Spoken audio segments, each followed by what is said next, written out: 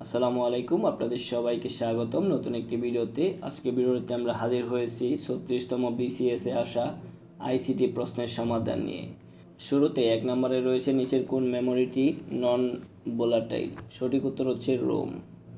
তারপর 2 নম্বর প্রশ্নটি হচ্ছে নিচের কোনটি 3G ল্যাঙ্গুয়েজ নয়? সঠিক উত্তর হচ্ছে গ নাম্বার অ্যাসেম্বলি ল্যাঙ্গুয়েজ।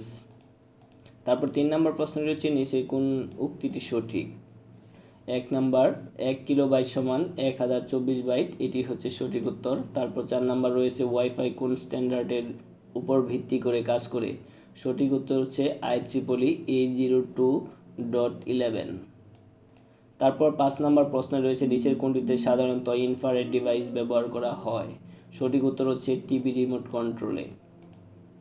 তারপর 6 নাম্বার প্রশ্ন রয়েছে 10112 অর্থাৎ বাইনারি প্লাস 01012 বাইনারি যোগ করলে কত হয়? সঠিক উত্তর হচ্ছে খ নাম্বার। তারপরে প্রশ্নটি হচ্ছে ওয়াইম্যাক্সের পূর্ণরূপ কি? সঠিক উত্তর হচ্ছে world wide interoperability for microwave access, অর্থাৎ সঠিক উত্তর হচ্ছে ক নাম্বার। তারপরে প্রশ্নটি হচ্ছে 8 নাম্বার বুলিয়ান অ্যালজেব্রা এর নিচের কোনটি সঠিক?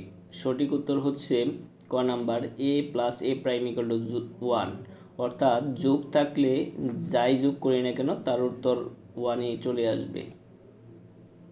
তারপর 9 নম্বর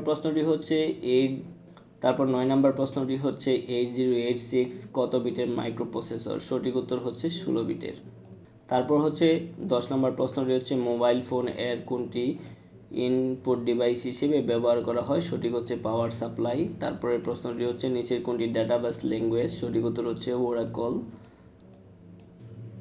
তারপরে প্রশ্নটি হচ্ছে লিঙ্কডইন এর ক্ষেত্রে নিচের কোনটি সঠিক? সঠিক উত্তর হচ্ছে উপরের সবগুলোই, অর্থাৎ এটি 2002 সালে প্রতিষ্ঠিত হয়েছে। তারপর হচ্ছে এটি কোনো একটি বিজনেস ওরিয়েন্টেড সোশ্যাল নেটওয়ার্কিং এবং 2006 সালে এটির সদস্য সংখ্যা 20 মিলিয়নের অধিক হয়। তারপর নাম্বার 13তে রয়েছে কমিউনিকেশন সিস্টেমে গেটওয়ে কী কাজে ব্যবহার করা হয়? সঠিক উত্তর হচ্ছে 2 বা তার অধিক বিভিন্ন ধরনের নেটওয়ার্কে সংযুক্ত করার জন্য ব্যবহার করা হয়। তারপর 14 নম্বর প্রশ্নটি হচ্ছে নিচের কোনটি কম্পিউটারের প্রাইমারি মেমোরি? সঠিক উত্তর হচ্ছে র্যাম। তারপরে 15 নম্বর প্রশ্নটি হচ্ছে প্লটার কোন ধরনের ডিভাইস? সঠিক উত্তর হচ্ছে আউটপুট ডিভাইস। তো ধন্যবাদ আপনাদের সবাইকে আমাদের সাথে থাকার জন্য।